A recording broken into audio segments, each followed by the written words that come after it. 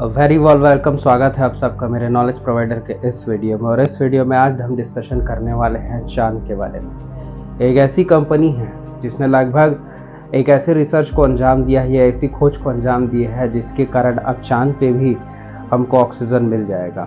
और अगर एक बार हमको ऑक्सीजन मिल गया वहाँ पर तो जीने लायक स्थिति वहाँ ऑटोमेटिक या स्वतः ही उत्पन्न हो जाएगी। जेफ बेजोस की जो कंपनी है जिसका नाम है ब्लू ओरिजिन, इन्होंने काफ़ी वर्ष रिसर्च करके शोध करके एक ऐसी खोज को निकाला है, एक ऐसी रासायनिक प्रक्रिया को निकाला है जिससे कि ऑक्सीजन की प्राप्ति या ऑक्सीजन अब यहाँ पर मिल पाएगा। अब ये कैसे है आइए इस वीडियो में देखते हैं। उन्होंने यहाँ पर ये किया है कि ब्लू ओरिजिन कंपनी ने काफ़ी वर्षों से ये शोध और रिसर्च कर रहे थे और बहुत वर्षों के बाद शोध करने के बाद या रिसर्च करने के बाद इन्होंने एक ऐसी तकनीक खोज निकाली है जिससे कि चांद में ऑक्सीजन मिल जाएगा। पृथ्वी से ऑक्सीजन चांद पर ले जाने की ज़रूरत नहीं पड़ेगी। अब इन्होंने ऐसा क्या किया, चांद की जो मिट्टी है इस मिट्टी को रेगोलिथ भी कहा जाता है और इस मिट्टी में बहुत सारे तत्व मौजूद होते हैं। लगभग आपके इसमें सिलिका होता है, सिलिका के साथ आयरन ऑक्साइड होते हैं और एल्युमिनियम ऑक्साइड होते हैं। इनमें जो ऑक्सीजन होता है वो ट्रैप्ड होता है, ऑक्सीजन के मॉलिक्यूल्स फंसे हुए होते हैं। क्योंकि मैंने यहाँ पर एक वर्ड यूज़ किया ऑक्साइड, तो मान लीजिए जो एल्युमिनियम ऑक्साइड है या फिर जो आयरन ऑक्साइड है, यहाँ पर ऑक्साइड के फॉर्म में ऑक्सीजन प्रेजेंट है।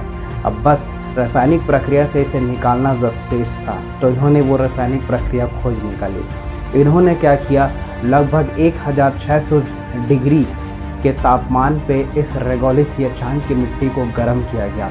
ये इतना ज़्यादा तापमान होता है कि जो मिट्टी के कण हैं वो धातु से आपके द्रव्य रूप में या लिक्विड स्टेट में आ जाते हैं।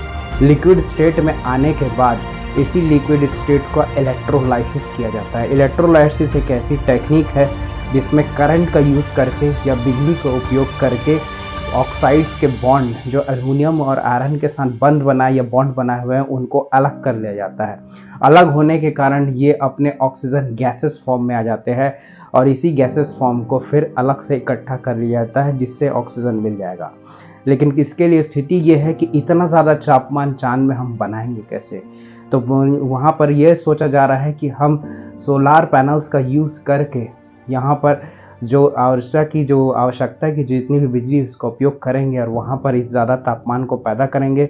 वहाँ की मिट्टी को हम इस तापमान पर ले जाएंगे कि वो द्रव्य स्थिति या फिर लिक्विड स्टेट में आ जाए और उसका इलेक्ट्रोलाइसिस करा के उस पर करंट पास करा के यही जो एल्युमिनियम ऑक्साइड है या यही आपके आयरन ऑक्साइड है, इसी के ऑक्साइड्स को निकाल के इसी को गैस स्टेट में या फिर आपके गैसीय अवस्था में ला के ऑक्सीजन की प्राप्ति कर लेंगे। फिर ऑक्सीजन तो मिल जाएगा तो फिर इन बाकी मटेरियल्स का इसे भी यूज़ में लाया जाएगा। सिलिका हो गया, आयरन हो गया और एल्युमिनियम से ऐसे औजार वहाँ पर क्रिएट किए जाएंगे जो वहाँ पर औजार बनाने या फिर ऐसी चीज़ जिसका उपयोग होता है या इवन कंस्ट्रक्शन या बिल्डिंग, चांद पे अगर बिल्डिंग भी बनाना जाए तो इन धातुओं का हम वहाँ पर उपयोग कर सकते हैं।